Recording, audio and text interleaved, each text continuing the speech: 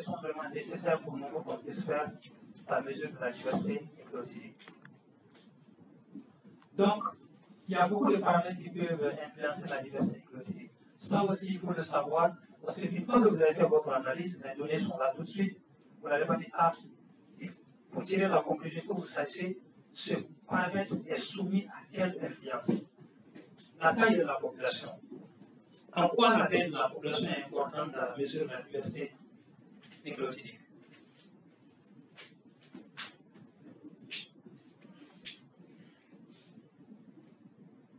Ok, je vais au deuxième. En quoi le taux de mutation est important? La vitesse à laquelle les individus mutent, en quoi c'est important pour la détermination de la diversité écologique? C'est le fondement même du concept. En fait, une population qui mute plus va être plus diverse par rapport à l'autre population. Donc, il y a aussi la sélection naturelle. Il y a des événements, on l'a dit, la sélection naturelle, souvent selon les conditions de l'environnement. Donc, les deux populations que vous mesurez, est-ce que ces deux populations répondent aux mêmes conditions? Est-ce que ces deux populations peuvent être décrites exactement de la même manière? C'est important. Donc, avant que nous faisons notre mesure de la diversité écologique, il faut qu'on soit sûr que certains de ces phénomènes-là, on les contrôle d'abord. Si vous prenez des populations qui sont très différentes l'une de l'autre et vous voulez les comparer, ce n'est pas bon. Un exemple typique, c'est quoi?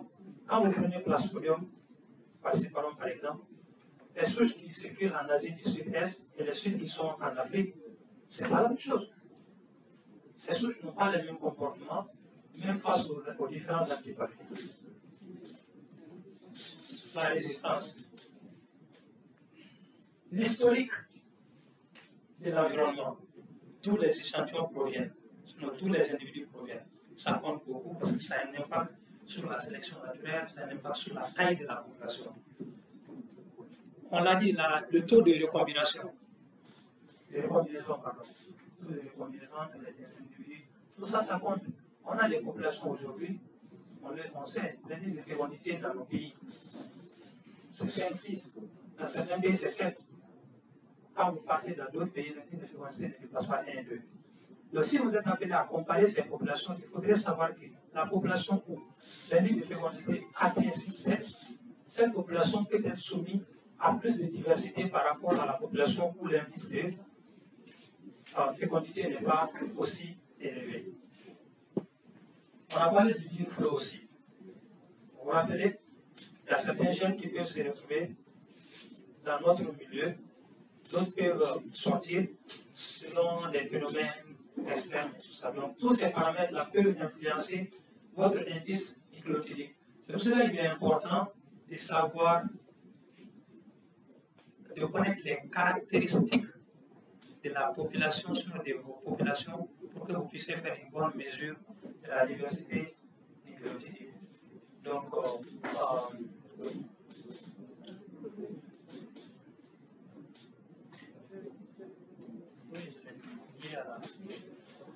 la deuxième mesure, c'est l'index de fixation, FST. Donc, il mesure la différenciation génétique entre les populations. Et il s'étend entre 0 et 1.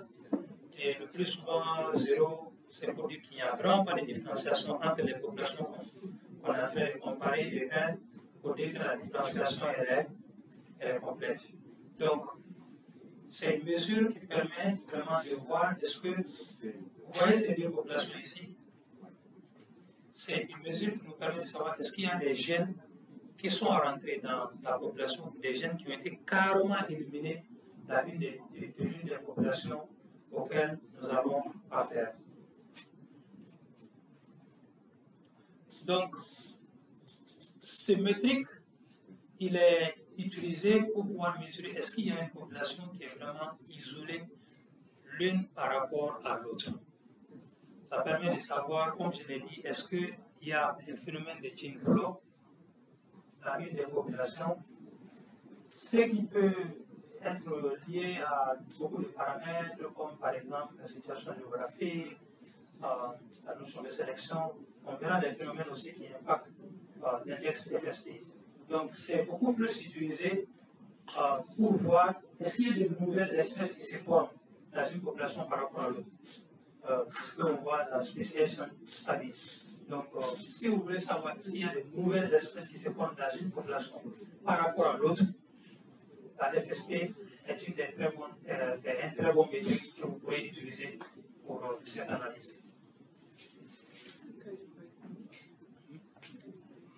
Le cas du paludisme, par exemple, vous voyez ici, donc les parasites mutés, la fréquence des parasites mutés d'une localité à une autre.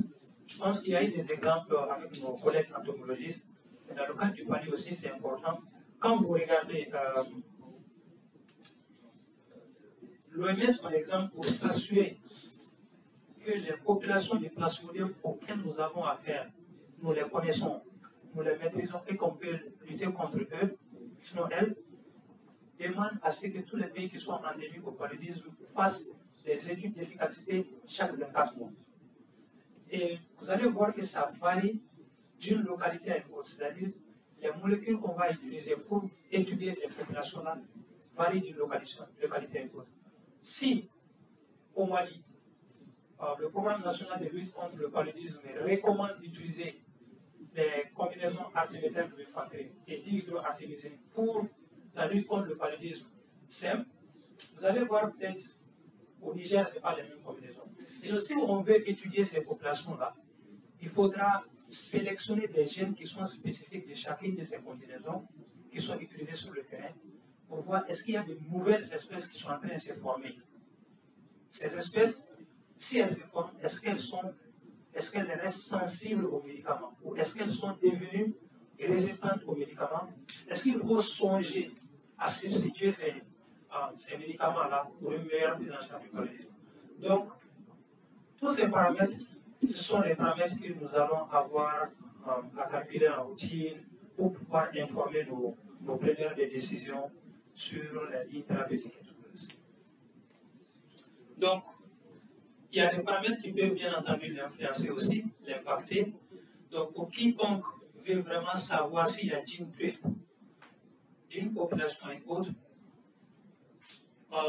il faut savoir que le gene flow, c'est le premier paramètre qui va l'influencer. Est-ce qu'il y a des génotypes particuliers qui se retrouvent éliminés de la population pour une raison ou une autre? Est-ce que le taux de mutation fait que des génotypes particuliers sont sortis carrément de notre population? Ça, c'est des paramètres qui peuvent l'influencer aussi. La sélection naturelle, comme on l'a dit, selon les conditions de la localité où les individus se trouvent, il peut y avoir des raisons que certains génotypes disparaissent ou en pas diminuent en termes de nombre. Le taux de combinaison, la situation géographique, tous ces paramètres influencent la FST. Donc, une fois que vous avez fait la mesure, il faut vous poser la question, est-ce que nous maîtrisons tous ces paramètres? Est-ce qu'il n'y a pas de biais à un niveau ici? Donc, le dernier, c'est l'index de sélection, FWS. L'index de sélection, lui, il est mesuré au sein d'un individu. Au sein d'un individu. Donc, si on est en train de regarder, par exemple, le cas du palu, souvent, vous avez des patients qui peuvent avoir 2 ou 3 souches à la fois. C'est-à-dire que l'épisode de palu dont l'enfant souffre en ce moment, cet épisode de palu a été causé par 2 souches différentes, 3 souches différentes. Donc, c'est cette mesure-là que nous allons faire pour savoir est-ce que ça varie d'un individu à un autre. Et c'est très important parce que ça nous permet de mesurer quel est le poids que la maladie exerce sur une population donnée. Est-ce que la transmission elle est intense? Est-ce qu'il y a un niveau de résistance qui commence à émerger ou qui est quand même élevé par rapport à un traitement donné? Donc, il évolue aussi de 0 à 1 et lorsqu'il est autour de 1, ça veut dire tout simplement que notre population, l'individu, il est dominé par un seul génotype, c'est-à-dire c'est une mono-infection par exemple. Une mono-infection. Et lorsque il se situe entre 0,50 et 0,95, le plus souvent on suppose qu'il y a une situation de compétition, il y a en tout cas peut-être 2 ou 3 souches à la fois qui coexistent. Mais quand on tend vers 0, ça veut dire qu'on est dans une situation où l'infection, c'est une multiple infection, mais en plus, il y a une certaine stabilité entre les différents génotypes qui se trouvent chez l'individu au même moment. C'est-à-dire, si vous avez des génotypes et que les deux génotypes exercent pratiquement le même poids sur l'individu, vous allez voir que notre WS va tendre vers 0. Mais s'il y a un des génotypes qui commence à prendre le dessus, on va aller vers 0,50, 0,60 et plus. Et quand c'est un seul, on aura 0,96, 97 à 1. Donc le plus souvent, les gens ils mettent le threshold à partir de 0,95. À partir de 0,95, on suppose que c'est une mono-infection.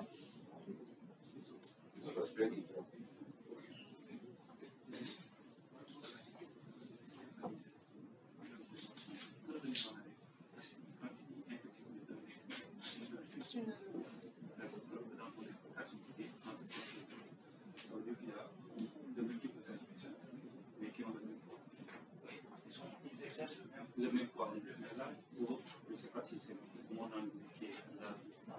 J'ai compris que. Ah, si, c'est répété. En fait, le 0, ici, plus on est en bas, en fait, vous avez des génotypes qui exercent pratiquement le même poids, qui ont le même poids sur l'autre, qui fait que vraiment notre indice, il est très proche de 0. Si vous voulez comprendre, c'est une situation parfaite même de multiple infection. Mais par multiple infection, je ne peux pas dire falciparum et puis vivax. Je veux dire différents génotypes de falciparum à la fois. Donc là, on est à ce niveau. Mais quand vous êtes dans cet intervalle-là, ça veut dire tout simplement qu'il y a 2, il y a 3 peut-être, mais un d'entre eux commence à prendre le dessus. Commence à prendre le dessus en termes de population par rapport aux deux autres ou à l'autre. Et là, on n'avait qu'un seul. Donc, ce métrique, comme je le disais, il est influencé par la transmission, l'intensité de la transmission. Ce que je disais, on peut utiliser ce métrique pour vraiment voir est-ce que la transmission est très intense dans une localité ou pas. Tout simplement en disant, ok, si FWS c'est 0 dans le village A et qu'il est 1 dans le village B, on comprend que là où il est 0, la transmission est beaucoup plus intense. Parce qu'il y a beaucoup plus de souches. Donc, ça peut aussi nous donner des informations et aussi ça peut être affecté par l'immunité de l'autre. Et on le sait. On sait que le paludisme, par exemple, l'immunité au paludisme, c'est une immunité qui est entre guillemets fragile. Et quand vous êtes dans une localité, vous avez l'immunité, vous sortez, vous n'êtes plus exposé à ce parasite, après vous revenez, vous perdez cette immunité. Donc, lorsque l'autre n'a plus d'immunité, bien évidemment, cette souche sera présente. Et s'il n'a pas d'immunité contre la souche A et la souche B et il a été exposé aux deux souches en même temps, on va retrouver les deux souches chez l'individu. Donc, ça peut nous renseigner aussi, est-ce que l'autre que nous avons est déjà immunisé contre les individus que nous allons retrouver chez l'autre. La pression médicamenteuse aussi. Souvent, quand vous soumettez les parasites, ou disons les agents pathogènes à un certain nombre de traitements, vous allez balayer toute la population qui se trouve chez vous. Et maintenant, quand vous partez de zéro, il y a une population particulière qui reste ou qui résiste quand même à votre traitement. Et dès lors, vous comprenez que ce génotype-là, c'est un génotype qui a certainement développé une certaine résistance due à la pression médicamentale exercée par la même molécule. Donc, ce génotype va circuler dans la localité et quand vous le regardez sur la étude, vous le retrouverez toujours. Donc, il faudra savoir aussi que ce paramètre, la manière de le mesurer, il faut vous assurer que vous avez la bonne méthode sur le plan biologique moléculaire. Il y a des gens qui vont juste faire des desserts, ils vont faire des calculs, des tailles, il faut dire oui, l'habitude c'est l'infection à un certain niveau. Il y a des gens qui vont faire des séquençages, aligner, ensuite faire leur calcul. Donc la méthode que vous choisissez, cette méthode est très importante. Et si vous avez la mesure de séquencer, c'est vraiment l'idéal. Je pense que c'est essentiellement ce qu'on voulait vous donner comme grande information sur la génétique des populations. Maintenant, on va essayer de bien formuler l'exercice dont on a parlé. Donc,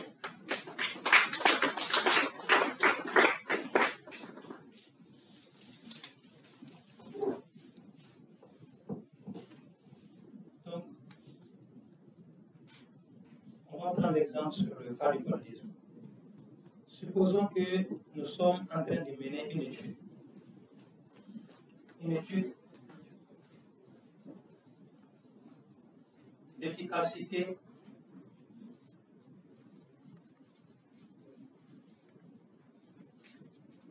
des CTA. Les CTA, vous avez deux villages.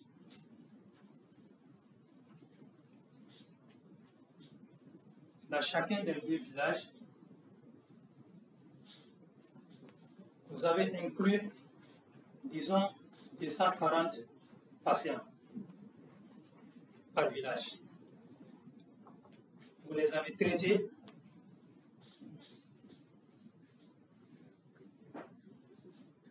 D'abord, avant le traitement des 240, vous les avez soumis ici, 240 divisé par 220.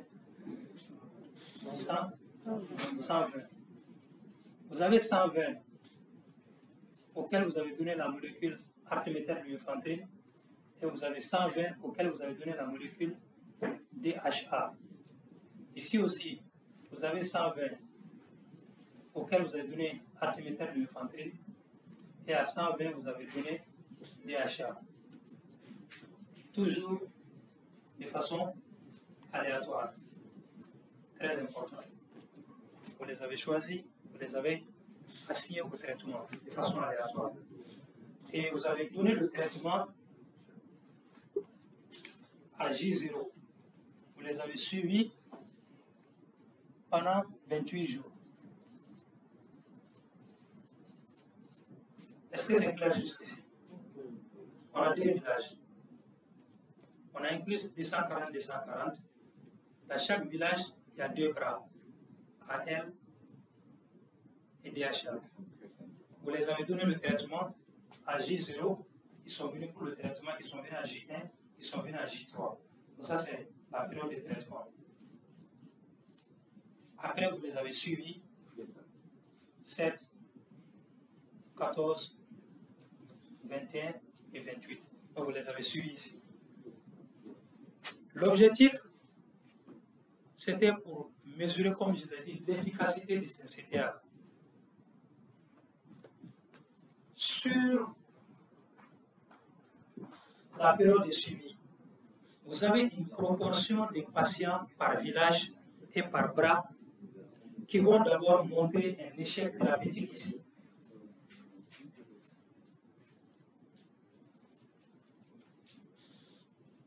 Un échec thérapeutique, treatment failure.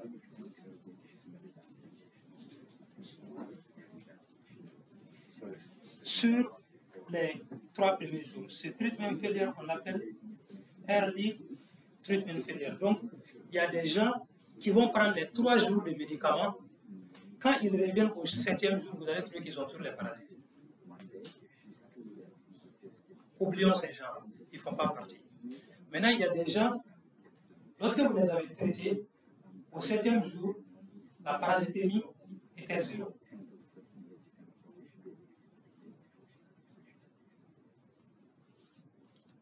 La parasitémie est 0. On s'est dit que le traitement a marché, n'est-ce pas? Maintenant, vous allez les suivre. Maintenant, vous les avez suivis. Il y a des gens qui sont revenus au 14e jour avec le palu. Il y a des gens qui sont revenus au 28e. Il y a des gens qui sont venus au 26e. Sauf que, à chaque fois où le patient vient, vous prélevez les parasites avec lesquels il vient, sur du papier confetti. Vous prenez du sang. Maintenant, la question que je vais poser, il y a ce qu'on appelle la correction moléculaire. Vous devez comparer les génotypes. Pourquoi vous devez comparer? Parce que vous voulez savoir le patient qui est revenu à J26 par exemple, à J25. Un patient il est revenu à J25. Quand il est revenu, la question que vous vous posez, c'est est-ce que le génotype qu'il a ici, est-ce que ce génotype est identique au génotype qu'il avait à J0?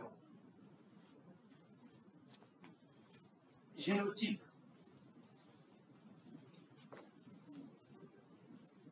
J0,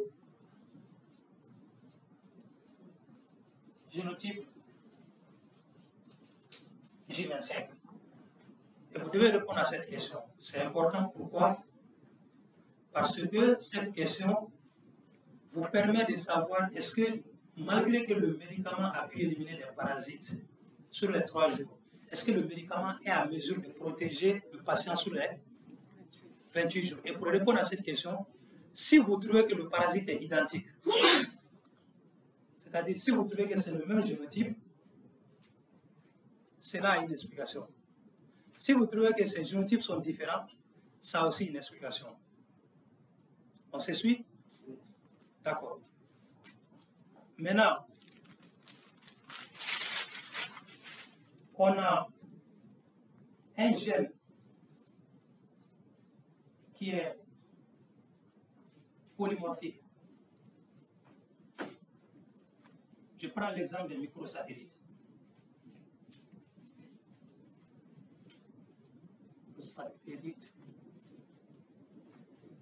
Ensuite, on a un gène qui change très peu. Je prends l'exemple de PF4S.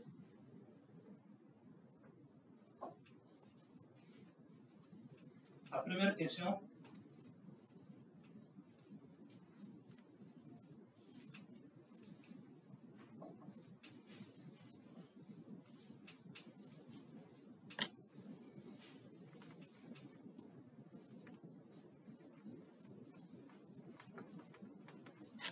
C'est quel gène vous allez choisir, lequel de ces deux gènes-là vous allez choisir pour faire le génotypage.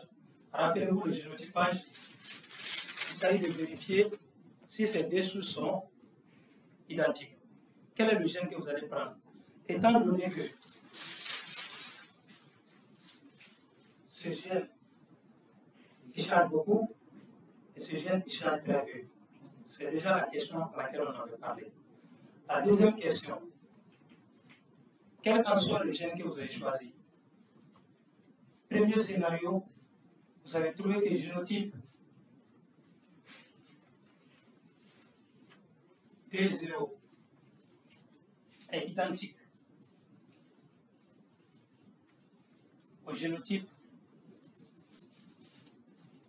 D25. Deuxième scénario,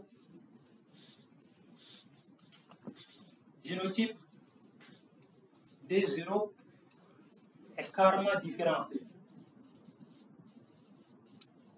du génotype D25.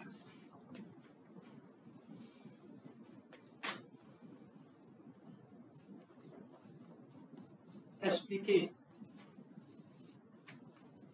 pourquoi et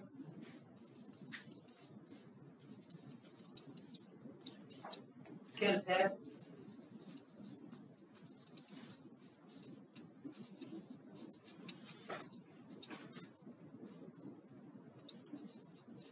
l'implication de chaque molécule.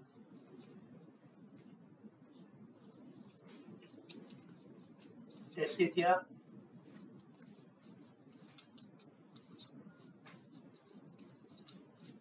dans ces résultats. Donc, le premier scénario, les génotypes sont identiques. Pourquoi ils sont identiques? Qu'est-ce que ça veut dire? Expliquez-nous. Ensuite, dites-nous qu'est-ce que ça veut dire pour notre médicament? Qu'est-ce que ça veut dire pour le médicament? Est-ce qu'on doit avoir peur? Est-ce qu'il faut songer à dire au programme national qu'il y a un problème avec le médicament? Deuxièmement, s'ils sont différents, dites-nous pourquoi ils sont différents. Quelle est l'implication pour le médicament qu'on a utilisé pour soigner le patient? Est-ce que c'est clair? C'est ambigu? C'est clair? C'est principalement parce que tu écris en anglais, alors qu'il fallait faire.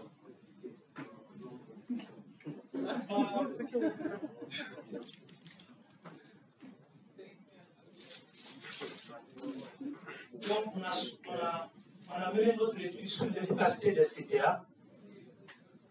On a inclus 480 patients, soit 240 dans le village A, 240 dans le village B. Dans chaque village, on a inclus 120 par bras. Quand on les a inclus, on les a traités. Ils ont tous été traités pendant 3 jours. Quand on les a traités, il y a des gens qui n'ont pas pu éliminer les parasitémies ici. J'ai bien dit, ça ne nous intéresse pas, on les appelle les early treatment failures, on va exclure ces gens-là. Les gens qui ont pu éliminer les parasites et qu'on a suivi pendant 28 jours, parmi eux, il y a des gens qui ont développé des parasitémies encore. On appelle ça un échec thérapeutique. Celui qui est revenu au 25e jour de suivi, je dis qu'on doit comparer son génotype, le parasite qu'il a, au 25e jour et au jour 0, on veut comparer ces deux génotypes-là.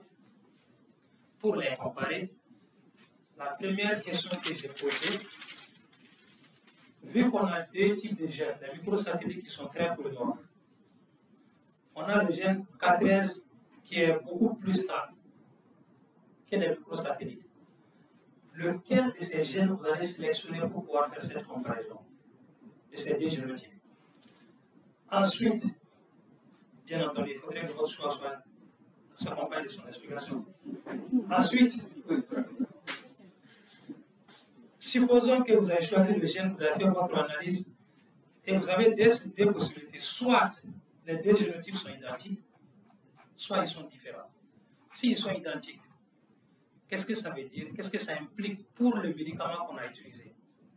S'ils sont différents, qu'est-ce que ça veut dire? Qu'est-ce que ça implique pour le médicament qu'on a utilisé aussi? C'est bon? Merci. Merci. Tony. So there is a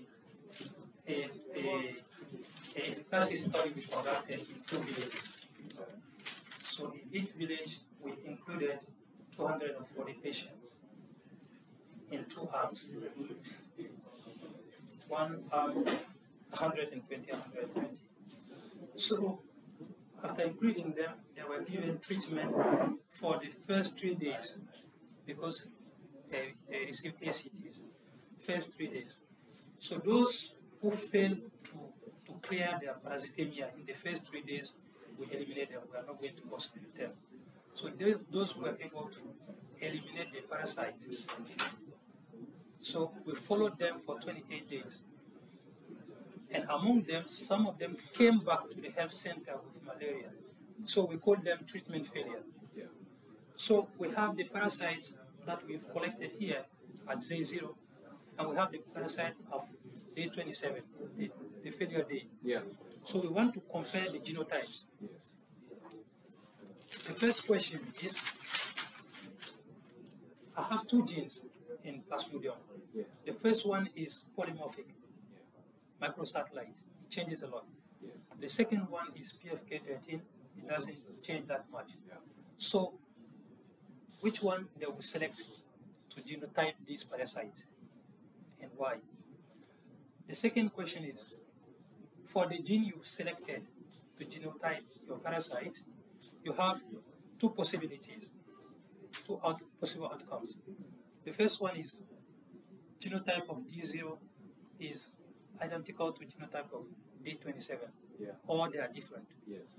The question is, if they are either they are identical or different, what does it mean? And what is the implication for the drug we gave to the patient? So that's the homework tomorrow. Yeah.